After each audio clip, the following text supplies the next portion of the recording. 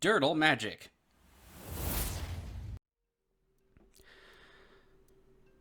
Hello and welcome back to Durdle Magic. Today we are playing some more Jirina Kudro.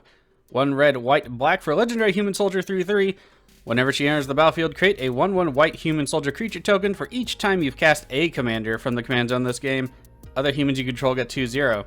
Notably, she says whenever you cast a commander, so if she's in the 99 and you have a partner pairing, that will count towards the making of tokens. Looking at our opening hand, we have 4 lands and stuff to do with it. I think we'll keep this, although I'll probably want some card draw coming up here quick, but we'll see how the game goes. Our first opponent playing a Steam Fence is Ramos Dragon Engine. I don't see this one too often. 6/4/4 legendary artifact creature dragon flying. Whenever you cast a spell, put a 1/1 counter on Ramos Dragon Engine for each of that spell's colors. Remove 5 1/1 counters from Ramos. Add white, white, blue, blue, black, black, red, red, green, green to your mana pool. Activate this ability only once each turn. So, it'll be interesting to see what they do with it. I've never run into one in real life. I've seen some on videos and such. Bloodstained Mire into play and cracked for our next opponent, the Scarab God. In case you're unfamiliar with this bad boy, 3 blue, black, 5/5 legendary creature god. At the beginning of your upkeep, each opponent loses X life and you scry X, where X is the number of zombies you control.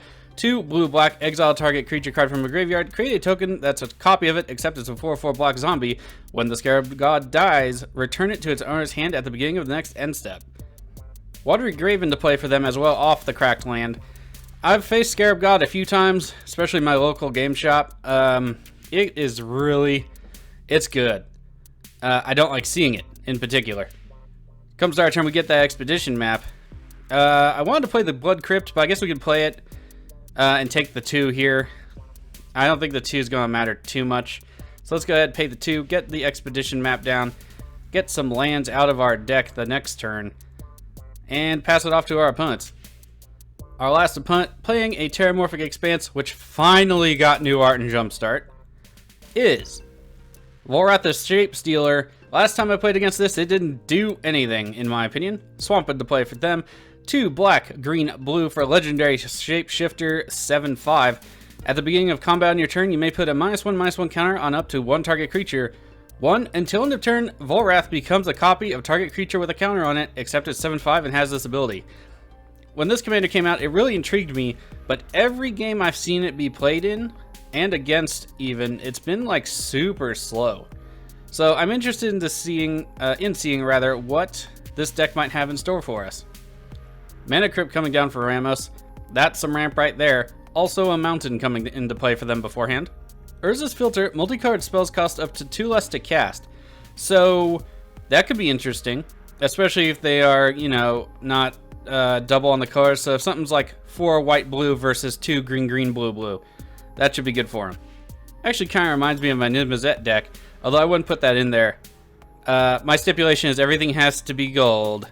Sunken Hall into play for the Scarab God. Scarab God tapping their lands, telling us they are not a threat until the next turn at least. You know, assuming they don't have Pact of Negation, Force of Will, stuff like that. Comes to our turn, we get a Plains. So let's get on the Caves of Koilos, and we'll go ahead and crack the expedition map and go get ourselves a land. Alright, so we get Bonder's Enclave. Want some card draw going once we get there, and let's pass it off to our opponents. Hopefully we won't draw too many more lands. Simic Growth Chamber coming down for Volrath. They will have to bounce the swamp. That will probably be their turn unless they have like Vampiric Tutor. Nope. Alrighty then. On to the next opponent. Petrify discarded by the Volrath player. Nice to know. Mana Crypt will trigger. Let's see if they win the flip. No bonks, no damage. Ooh, a Triome into play. Which one is it? It's Katria. So that's the Tamir one, and the only one I didn't get in my box. Sad face, Omnath is still hungry for that land. Alright, tapped all their lands, saying they're not a threat till the next turn. So they will have the ability to summon Ramos on the next turn if they drop a land. Otherwise, who knows? It's a 5-color deck.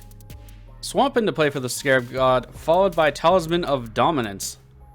Comes our turn, we get Emperor Skyblazer. That was nice for us the last game. What are we looking at here? We're about on par with the Volrath player and everybody else is ramping ahead of us. Bit of a sad time.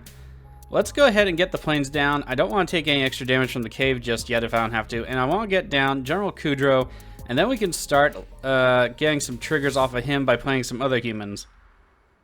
Alright, so we get a trigger. Let's check the graveyards. I don't think there's anything in them besides lands and Putrefy. So I think I'm just going to go ahead and hit the Putrefy, maybe? You know what? Actually, no. I want them to have that removal maybe for later. Let's get the Bloodstained Mire, because, reasons. And let's pass it off. I realized in my last game, towards the end of the video, I should have sacrificed my human tokens. And that was a sad face. I could have blown up the Sire of Stagnation regardless. So, my bad, live and learn. I usually forget. I usually just use them for the pump and the trigger, but this guy is packed full of useful items. Although I wish it was only one human. But I get the basis for flavor. Simic Signet down for Volrath, so we are officially out-ramped. Incubation Druid, that'll be good for him. Over to Ramos' turn, Mana Crypt triggers. Do they get the bonk? They got the bonks. Alright, let's see what they're up to this turn. Landed to play Pillar of the Perons. I haven't seen that one in a while. It is only for multicolored spells. Also, it's pretty rare these days. I hope it gets a reprint at some point in some supplemental set, although it's very specific. That also means they cannot do Ramos just yet. They would need another land of some kind, because Ramos does not count as multicolored except for its the color identity. Cut deals 4 damage to target creature. So that is cut to ribbons. We'll go check that out in a minute. General Kudro down.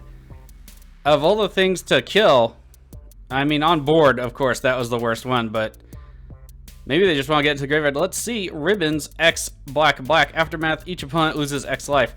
So that can be really good if they have an engine going. Punishment. Alright, another split card. I wonder if it's split card tribal. Destroy each artifact, creature, and enchantment with converted mana cost X. Alright, that blows up a lot of stuff. Ramos in the lead, and obviously the arc enemy. So this is crime and punishment. Yeah, another split card like I said. The other side is 3 white, black. Put target creature or enchantment card from an opponent's graveyard onto the battlefield under your control. Graveborn Muse. I haven't seen one of those in forever. Coming from the Scarab God, at the beginning of your upkeep, you draw X cards and lose X life, where X is the number of zombies you control. So, probably zombie tribal. One of the Scarab Gods I actually faced was not zombie tribal, which I found really interesting. They just used it to make the zombies later. But to be fair, that was also in, now that I think about it, a Nicol the Ravager deck, so it's just good value. Our turn, Frontier Warmonger, that should be pretty good. Let's get down Bonder's Enclave and get down, I'm thinking the Frontier Warmonger. Embereth will be better later. So let's go ahead and get down the Warmonger. That way we can start swinging into Ramos for our Retribution.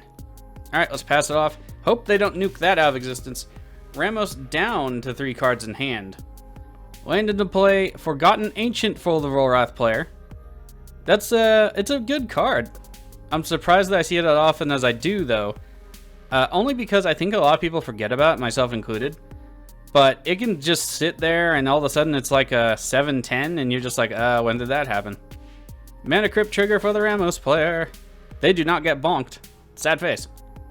Entering Forgotten Ancient will trigger. Yeah, another split card. Put a creature card onto the battlefield under your control, gains haste till end of turn.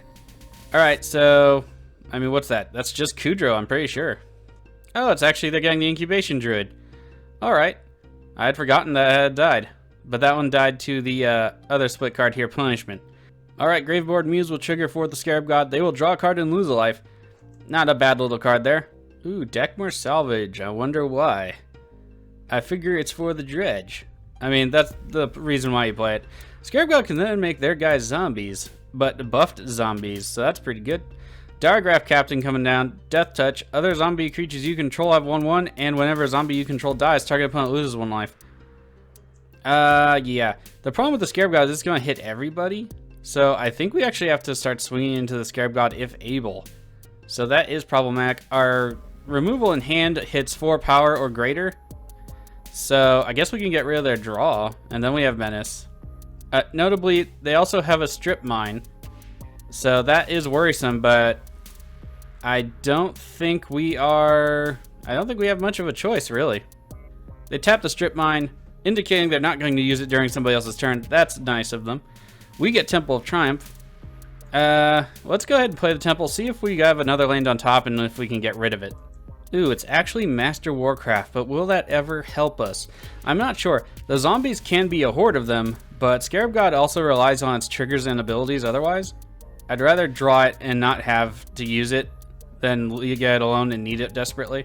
Let's go ahead and kill their little draw engine over there with Chop Down. Target that, and there we go. Get rid of some of that card draw and hopefully stemmy the Scarab God a little bit. It can be a really scary deck. I want to focus on Ramos, but you can't let the Scarab God go. That's just going to be a bad idea. Triggers the resolve. The Volrath player taking a damage. That's interesting, to say the least. Well, let's go to combat and smack Ramos back real quick. Attack trigger. Our creatures gain menace. Alright, 4 is good. Retaliation is done. Time to focus on the Scarab God unless Ramos starts playing some crazy stuff. Nowhere to move the counters unless they want to move it onto one of our guys, which would be nice, but I don't think that's how it's working. Jiang Wildcrafter. So, essentially all their stuff with a 1/1 counter on it will become a mana dork, and it can -1 to put a 1/1 counter on a creature, and it starts with 3 loyalty. Fathom Mage Evolve, whenever a 1/1 counter is put on it, you may draw a card. That'll be really good for him. So 2 players rather have had some draw engines. There they go. Activating the Planeswalker, get that counter, then get that card draw. So I hope we run into one of ours real quick, because we're probably going to need it. There's another Triumph, the Just Sky one, I bet. Yep, Rogrin. Did get that one. I do love all the R on the Triumphs. I think it was all very well done.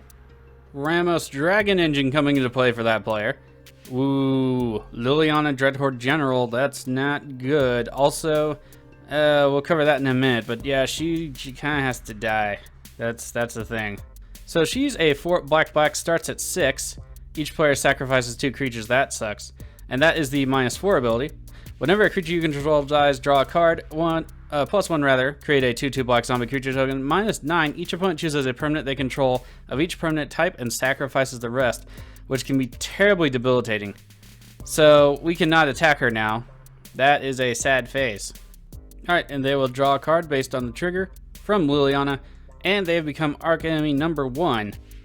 So hopefully we draw removal for the Planeswalker. I don't have haste in the deck like I said in the last video. Increasingly it seems like I should. I will have to take a look at that. There's Master Warcraft, so we're not getting much done. And the ability was what, -4? Alright, so we can play some creatures and be relatively safe for the moment depending on what they have in hand. So I think that's something we honestly have to do. So let's do the Giant Killer, the Ember of Skyblazers, play our land for the turn, and I think we'll call that a turn. So Mountain into play. Also, we need to get this land activated so we can do our card draw. That will be very, very, very beneficial to us. So let's do that. Ember of Skyblazer, go. And then we'll use the floating white to play the Giant Killer and pass it off like that. Zamet Guildmage coming down. An interesting Guildmage. Green blue activated ability. This turn, each creature you control enters the battlefield with an additional 1/1 counter on it. Green and blue, remove a 1/1 counter from a creature you control, draw a card. Followed by Scar Scale Ritual. I haven't seen this one forever. As an additional cost to cast a spell, put a -1/-1 counter on a creature you control, draw 2 cards. Volrath quits the game. I guess they just weren't getting lands or something. That is unfortunate. Mana Crypt trigger for the Ramos player. Let's see what they do with it. Yep. No bonks on the head. Conflux out of the Ramos player. They get to search the library for a card of each color and reveal those cards and put them into the hand, then shuffle the library. Notably, if a card is 5 colored, you can just pick one of the colors. So they get essentially 5 cards. I assume they're getting removal for Liliana and us at the same time. Alright, they did have to reveal them. Let's see. They get Catch and Release, Statue and Status, Vengeful Rebirth, which is its own card. I don't know. I guess they got Cultivate, Urban Evolution for the blue, and what's this? That's Catch and Release, Statue and Status. Okay. Scarab God's turn. They're going to make a zombie Liliana and a land into play. I do believe it was the Swamp. Liliana the Last Hope coming down. Alright, Liliana Tribal perhaps, a little bit. 1 black, starts at 3 loyalty, +1, up to 1, target creature gets -2/-1 till the end of your next turn. -2, mill 2 cards, then you may return a creature card from your graveyard to your hand. -7, you get an emblem with, at the beginning of your end step, create X 2/2 black zombie creature tokens, where X is 2 plus the number of zombies you control. I've faced that as well in the Scarab God deck. it goes nuts. Lord of the Undead also coming down. Things have gotten bad. Although, I think next turn, if not too much happens, we could force them to attack unfavorably. If we play our general this next turn, I'm not sure. Let's see. Not enough mana, dang. So, that's unfortunate. We'll need to go ahead and kill Little Lily. Yeah, it's fine. We're going to get a boost from our commander, so not a problem there. It will gain flying on our turn. But like I was saying, we gotta kill Little Lily. That emblem is flipping nuts. And this one will be another turn before it gets to -4 again, so take them out systematically, I think, is the big deal here. Forgot to cover it. Lord of the Undead, 1 black. Other zombie creatures you control get 1/1. 1 black, tap, return a zombie card from your graveyard to your hand. So, not necessarily the best for us. Comes our turn, we get Dragon Skull Summit. Need something other than lands at this point, I'm thinking. Let's go ahead and play it, though. Alright, and let's go ahead and play our commander. Get that going, and, you know, get rid of her, because, like I said, that emblem is nuts. Alright, let's go ahead and get the Last Hope out of the way. And I suppose we'll leave the other one up to block. I don't necessarily want to hurt Ramos at the moment. We will not pay. We don't have to. Alright, she's down. Pass it off to our opponents. I forgot about that. Urza's Filter. Such a misplay. I could have left it up for Master Warcraft and the Bonder's Enclave. Mana Crypt trigger for the Ramos player. Will they get bonked? They get bonked. Urban Evolution. Draw 3 cards, play an additional land. So they'll still have 5 mana. And let's see the revealed stuff. They do have catch. They do have statue status. So they do have some things. Temple of Epiphany coming down. They'll get to scry 1. Release. Each player sacrifices an artifact, a creature, an enchantment, a land, and a planeswalker. That's unfortunate for us. So I'm anticipating Scarab God will sacrifice the Dakmor Salvage. That seems like a good thing for him to do. We will be sacrificing the human token and the plains since we have a plains in hand. I would have preferred to keep the mana, but as long as we don't draw too much more, I'm fine with it. Let's go ahead, hit that human soldier, hit the plains, call it a day. There it goes. Lily on it will trigger since they go to the graveyard at the same time. Alright, all that's resolved. I was just looking at the hand sizes. Ramos has 7 in hand, so that's not very good for us. We're probably going to have to swing a bunch of damage their way. Make sure they either die to us or the Scarab God. And the Scarab God has yet to come down, so it does only cost the 5. They still have a few creatures in graveyard here. Specifically, the card draw one would be bad for us. Just so I don't want them to have the card advantage. Not too much coming out of Ramos as far as creatures go. I think it had, what, any? I don't remember. We still have the Frontier Warmonger and General Kudro. Zombie Apocalypse. Dang it. That's really specific. That sucks. Well, we have Angels of Glory's Rise, so I guess that's nice. Just so you know, I just had to select if Jirina Kudro would go back to the command zone, so they have patched that in for the next core set already. So there you go. Strip Mine, destroying target land, and destroying the Triome. The Tamir one specifically. 4/4 zombie going into the Ramos player. The other zombies are turned to control tapped. What would be hilarious is if we drew Angel of Glory's Rise off the top. That's not it, but I'll take it. Alright, let's go ahead, drop the plains. Thalia's Lancers. What can we get out of the deck that's legendary? I suppose Teysa. But we can't drop that till next turn, and with only 2 mana, I don't think I have any 2 mana legendaries. But let's go ahead and play it, because I don't want to miss this opportunity to get something out of the deck. Thalia's Lancers, there we go. It triggers, let's go search something up. I was going to save up Master Warcrafts to swing into the Ramos player, but I think I want the zombie guy to get a little bit more, and I want to build a board state up. So let's do that. I think because I want to save Master Warcraft and Selfless Squire on mana, I'm going to get Judith the Scourge Diva, and that way we can maybe do a little bit of draining too. But so far it's not looking too good unless Ramos randomly gets a board wipe. Mana Crypt trigger, will they get the bonk? No bonk for them.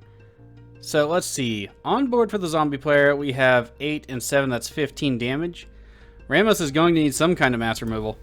I'm thinking at this stage something like Find and Finality might be good as far as split cards go. I'm trying to think of something else. They already did Crime and Punishment. Could potentially have Dusk to Dawn, but that's only mono white. Although they did cast a red/green one, or a black one. Well, there's Cultivate, going to go get some lands out of the deck. Far and Away, that works out because they would have drawn 4 cards, so I'm happy with that. Alright, they have a trigger. They'll be hitting the Ramos player with it. Graveborn Muse coming back into play. Zombies back into the Ramos player. They have to take it 6 down to 16 for Ramos. I hope we draw something of consequence. We draw Rakdos Charm. Not terrible, but the zombies aren't exactly overwhelming us or else we'd be dead. We'll hold on to that though. Exiling the graveyard is an effect that might be very good.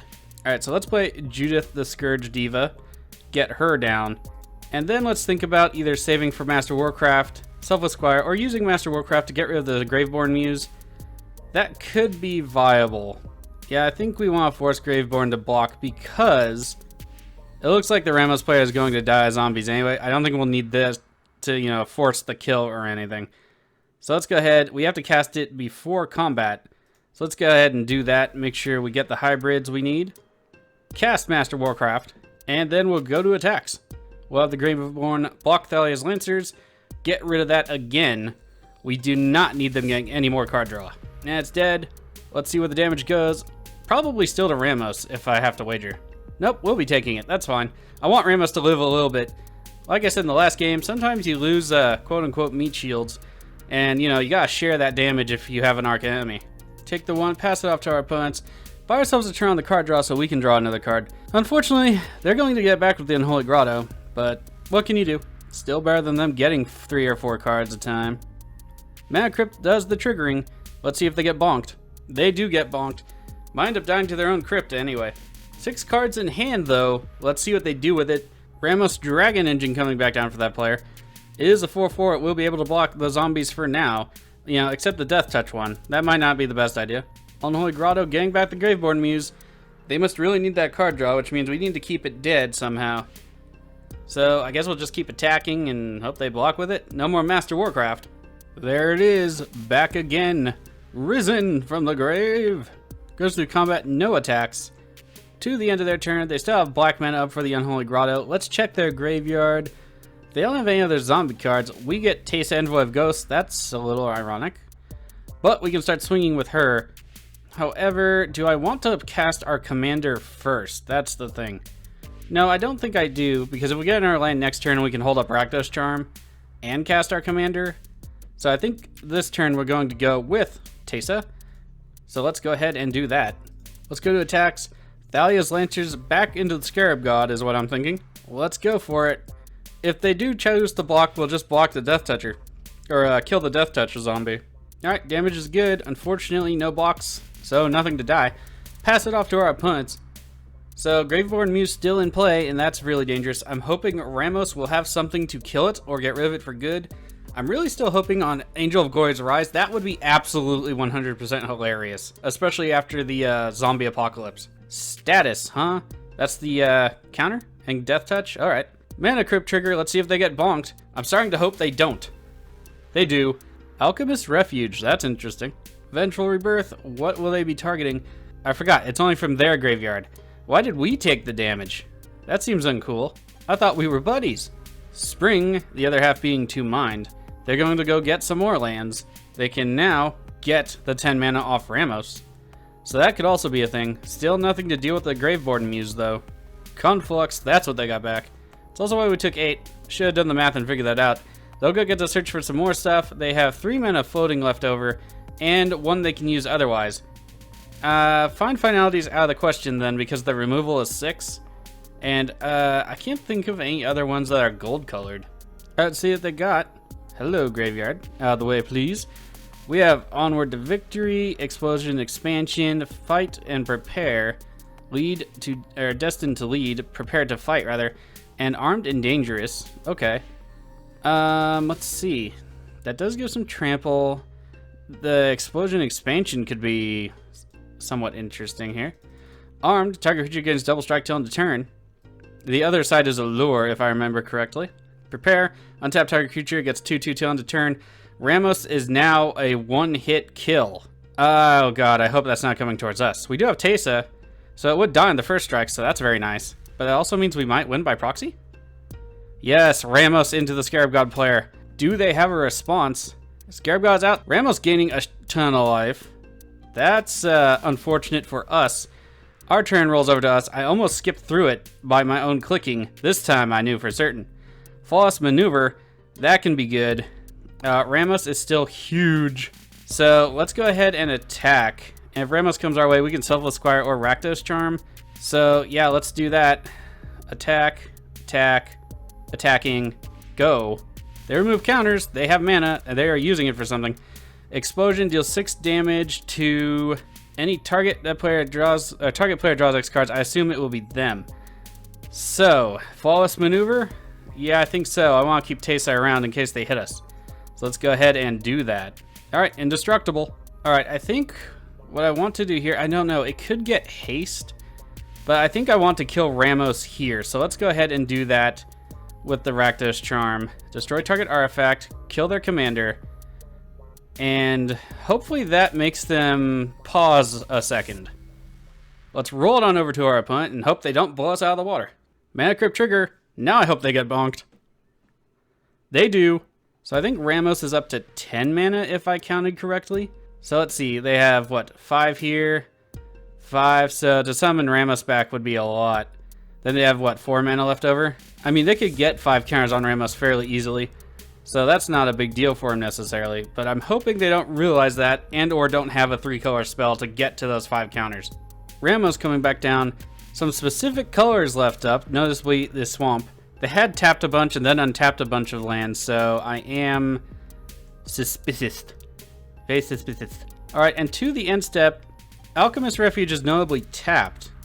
They will have to discard. Let's see what they're going to discard. Graveyard, would you stay open for me? Thank you kindly. And we get another, what, 12 damage in? Could possibly make it 6 more and get them down to 5. I don't know if we can kill them, though, because we can resummon our commander. Alright, first let's see what they discard. We get Sir Conrad the Grim. Signet 2 lands, so not terribly much. I look forward to them not having. Let's go ahead and get our commander down. Black, red, white. 2 colorless, please. No damages. We'll leave it the white like we have removal. Cast our commander. And get those extra tokens. Unfortunately, no extra triggers. Poor Kudro. Oh, do we have a counterspell coming out? Yeah, we do. Counter target multicolored spell. That's ironic hating that deck, but hey, it makes sense. Alright, so Ramos got bigger. Can't attack with Thalia's Lancers anymore. Kudro will end up going to the graveyard, and I will return to the command zone for now. Although we are a mana short, we could get it next turn. So let's go ahead, swing in combat for 4 with Teysa, and hope they don't annihilate us. Alright, let's pass it off. Hope they don't magically get to 21 and murder us right off the bat. Or, you know, something with Double Strike. Although that'd actually be better, because then if they hit us and Teysa kills Ramos. Swifty Boots. They get no counters on Ramos, but now it's hexproof. So that is a thing. Or at least it will. I'm imagining they're going to equip it. Well, we aren't getting any removal. If we do get removal, I mean, it's possible. I do have a lot of artifact removal in here compared to other types of removal. We haven't hit a lot of it, which is interesting. Ramos still 6 cards in hand. 2 counters. They only need to cast a few more things, make a bunch of mana, probably murder us. At least it's a tense game. I do like the struggle, but the unknowns, the what ifs, they drive me nuts. Alright, let's see. Toil. Target player draws 2 cards and loses 2 life. They're targeting themselves. Ramos will get a counter. Onward! Target creature gets XO till end of turn where X is his power. Uh-oh. That's not good. And then I think, what, the error part is like Double Strike or something? Gonna have to go check that out real quick here. Let's see. Yeah, Double Strike. So we're still okay. We're still alive-ish. Yep, there's the Double Strike. But we are going to be really, really, really, really, really low. That's going to be super dangerous. Selfless Squire, we're going to need to keep up next turn in case they pull another shenanigram. Ooh. Okay, do they have anything for just... It'd have to be multicolored, so I don't think so. I think we're in the clear, but we're going to take a ton of damage. No blocks. Teysa, do your thing, baby. Come on. We get hit. Teysa gets up out of her chair and lays the smackdown on Ramos. He will die. Oh, nope, there's a response. Destin, it gains indestructible. No! You know, I saw that earlier. I should have figured. Good game to our opponent, man. You played well. We cannot seem to get too much removal, but we did get Rakdos Charm. We did get Giant Killer. We'll take a look at it again. I added Master Warcraft over the Marshal's Anthem from last game because I just didn't like the Marshal's Anthem. Oh, but we do get a Spirit. Unfortunately, we do not get the blocks. All right, there we go. Good game. Let's reveal our hand. That was kind of a cool game. I liked Ramos. That was kind of interesting. And I thought we could have survived, but I totally spaced the Indestructible off the Destined to Lead. Let's go take a look at the deck real quick. I only made a few alterations, but I think Haste is in order here. So I did take out the Marshal's Anthem, put in Master Warcraft. That came a little bit in handy, but I was thinking maybe, you know, it would be cooler or better. But maybe next time. Still trying out Harmonious Archon. I might add a Merciless Eviction in here over Dawn to Dusk. I'm thinking that might be a little bit better, but I'll have to wait and see. Yeah, overall, I mean, it's an aggro deck. It does what aggro decks do. We got closer, but, you know, we got outplayed. It was a good deck. Thanks for tuning into Durdle Magic. If you like the content you saw here today, hit that subscribe button, hit the notification bell, hit that like button, and if you could be so kind, please share the video to anyone who you think might be interested. And remember, you can follow our posts at Facebook and at Twitter at DurdleMTG. We also post the video links there, so if that's more of your forum, Durdle around with us and enjoy some magic. Until then, see you around.